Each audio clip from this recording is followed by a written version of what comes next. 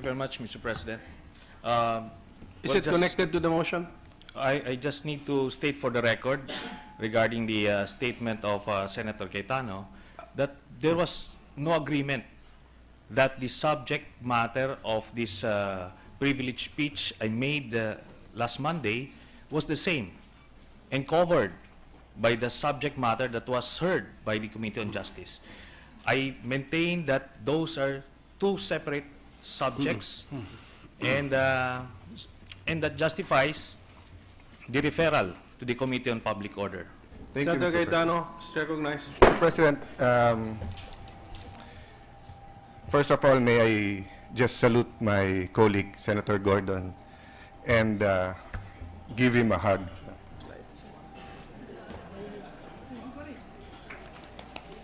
Lights. Mr. President, may I just state for the record so we can diffuse the atmosphere, he is not my type, but because he's a senator, I'm willing to be hugged.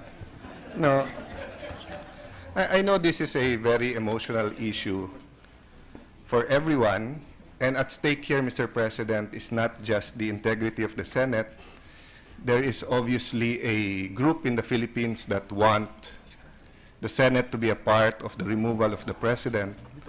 There's also groups who want to protect the President, and there are, I assume, 24 senators who does not care about removing or keeping the President there, but cares about the truth. And I think that is the speech of the gentleman from Olongapo, no? Who served long and dignified, and I've disagreed with him a lot of times. I've been in that podium and he's been here, but it has always been decent. It has always been in accordance with the rules and the traditions of the Senate. So let me just make this point, Mr. President. I was looking at the journal. So Senator Trillanes moved that it be privileged speech be referred to the Committee on Public Order and Dangerous Drugs. In the onset and in appearance, parang walang problema doon. But alam naman po natin, and during his conference, he said that he will have a manifestation to reopen. So alam na natin na pag sinabing reopen, yung committee na meron original jurisdiction, yun ang magre-reopen. That has been the Senate tradition. That is in our rules. In fact, when a speech has been given, a resolution has been filed, a bill has been filed, there are several here who have been majority leaders, Senator Soto, myself, of course, Senate President Drilon was Senate President for a long time. Senator Miggs, Senator Kiko here was a majority leader. Once it is given to that committee, the only way to release that from the committee is to get a signatures of, if I'm not mistaken, 1/5 of the committee, five committee members, no? 5 committee members. I stand corrected. So this did not happen here, and it might have been oversight. But I could see that Senator Soto was sensitive enough in his manifestation to say, okay, since there are no objections because he has to follow the plenary, we will give it to the Committee on Public Order, but we will inform the Committee on Justice and Human Rights because the issue is related to the report the committee came up with. In fact, that was a very polite way of saying it because it's not only related. It is basically the same thing. The Las Cañas or the speech of Senator Trillanes goes into exactly what the Committee on Justice and Public Order was investigating. So, dun po sa mga baguhan sa Senate at sa mga kababayan natin nakikinig, bakit ginamit ni Senator Dick yung sinampal siya dito? Because po, never natin ginagawa dito sa Senado na alisin ang jurisdiction sa committee mo. And never natin pinagbobotohan yon. I'm sorry, I might not have the moral ascendancy to speak about it that much because I wasn't here yesterday. I was meeting some guests, some diplomats and some foreign investors. But the situation now is we have to ask ourselves, do we want to throw the rule book into the wastebasket? Do we want to take away the traditions of the Senate na kung sino chairman, siya magde-decide? I haven't made up my mind whether or not we should hear it again or not. part of me wants na, sige, papatendin natin kasi nungalingan naman yun, magigiba naman yung kanyang testimony. But the other part of me is, yung sinabi ni Senator Dick, ba't natin aksayan ng panahon natin? Yung OFWs, yung pensioners, yung senior citizens, you know, some people here keep pointing to the ombudsman. Dapat yung ombudsman. So, why not let Las Cañas go to the ombudsman and do his job? That's what I'm weighing, no? But, I return to the basic principle. We respect the chair. And my chair in the Committee on Justice, that's why it's called our committee. It is not Dick Gordon's committee. It is our Justice Committee. But he is our chair. So why not allow him to make the decision? Now, it's up to you, my dear colleagues, today, to make that decision. But if you decide to overrule Senator Dick, I will be here more often, and that is a threat.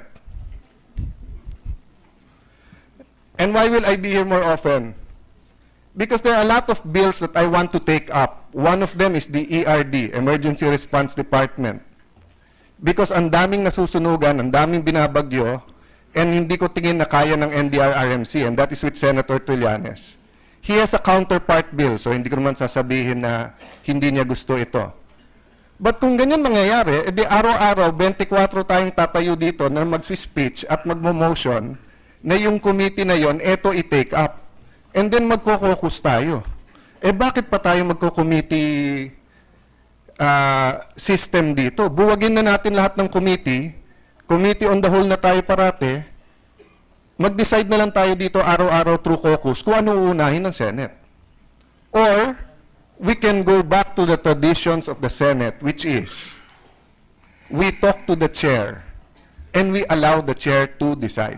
If we do not have faith in our chairman, let us be honest enough, have the integrity enough, have the courage enough to go up to him and say, Senator Dick, we do not have confidence in you. But wag natin pong sampalin. Kasi hindi natin ginagawa sa Senado yon. Hindi ko tingin na yun ang intensyon. And to be fair to Senator Soto, our Majority Leader, ang balita ko ilang tao na lang nasa floor, wala naman pong nag-object, and I see his wisdom in putting it here. We will inform the Committee on Justice. So now we have heard Senator Dick. I have heard him loud and clear. If he is now saying, I will hear it, I will support him. If he is now saying, I will not hear it, I will support him. Because I have faith and confidence in him. Now may I hear from my colleagues here, do you have faith and confidence in our chairman of the Committee on Justice? Thank you, Mr. Chair. Mr. President. Just a point of clarification, Mr. President. I did not say sampal ito sa akin. Ang nagsabi po niyan ay si Senator Lacson.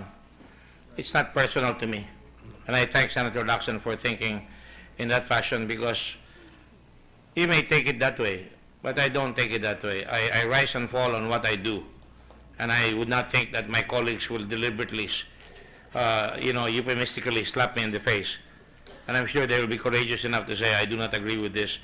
But a lot of us signed that report, and it's there. And again, I reiterate that we should really act on that. And if you don't want to act on that, I will understand. Senator DeLong said the other day, yesterday, there is newly discovered evidence. Newly discovered evidence has to be studied. And if this is newly discovered evidence from the same source, it has become a polluted source. Because he has lied. Going out in public, invoking God, invoking everybody in public, he's lied. He admitted to it. Mahina nga Secretary of Justice eh. Dapat perjury na yan eh.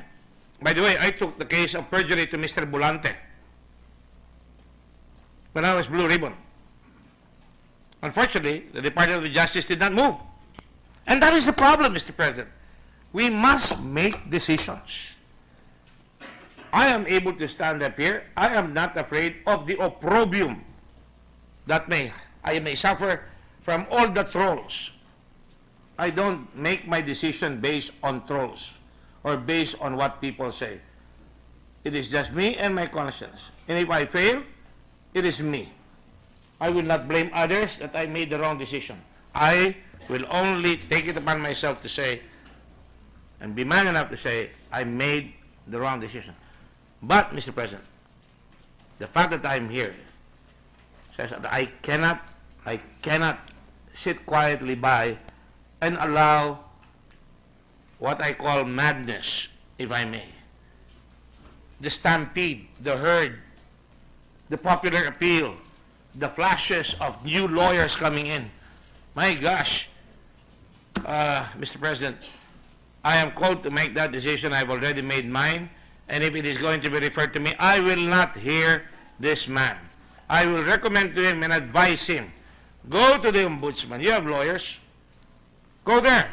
Because hindi ka na namin papaniwalaan dito eh. Ako, at least I speak for myself. I will not believe him. Now, unless there's new evidence, fine. Then, the Senate, in its rightful duty, can refer it again to whatever committee they may see fit. And so far as I'm concerned, Mr. President, from day one, I said, go to court. You miss your chance. You missed the boat. You were privileged to come here. Nobody poked a gun at you. We listened to you intently. You even went against Matubato. And now this. So, Mr. President, I will leave it at that. I just wanted to unburden myself here. I don't want to bear any ill will upon my peers here. I'm in the last quarter, if you will, of my life, and that's being ambitious. I've seen many, many days here in the past. I've seen the rise and fall of leaders. I've seen our country sometimes go up and then go down. Turn another route instead of going to development and progress. Mr. President, I'm not going to change. I'm not ready to change. I will always stand up if I feel I need to stand up. Thank you very much, Mr. President. Majority Leader. Mr. President,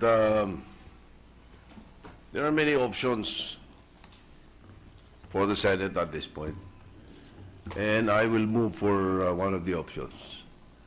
I move that the speech of Senator Gordon and the interpellation of Senator Cayetano be referred to the Committee on Rules, and we will study further how to address these points that they raised.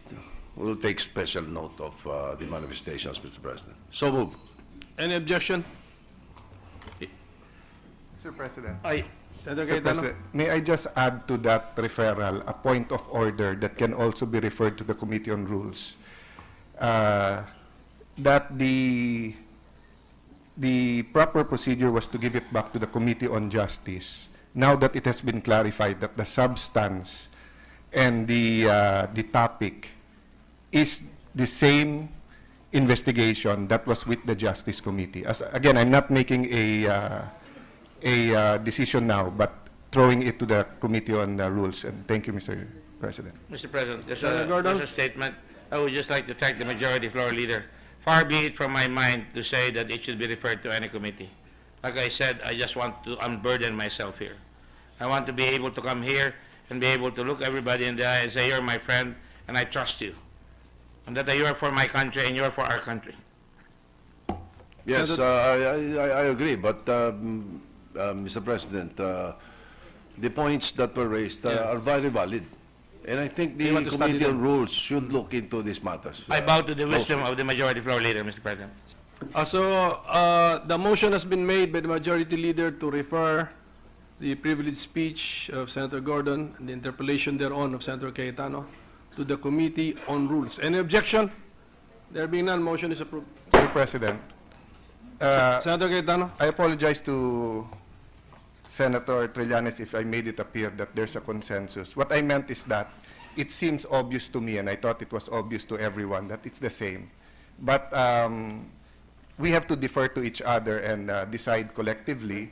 So precisely, let's give it to the Committee on Rules to decide. And then lastly, Mr. Chair, yung sinabi ko naman sampal po kay Senator Dick, I was talking about sampal sa ating committee system and not to one senator. So I hope that we can seriously consider the implications if we're going to take another route. Thank you, Mr. President.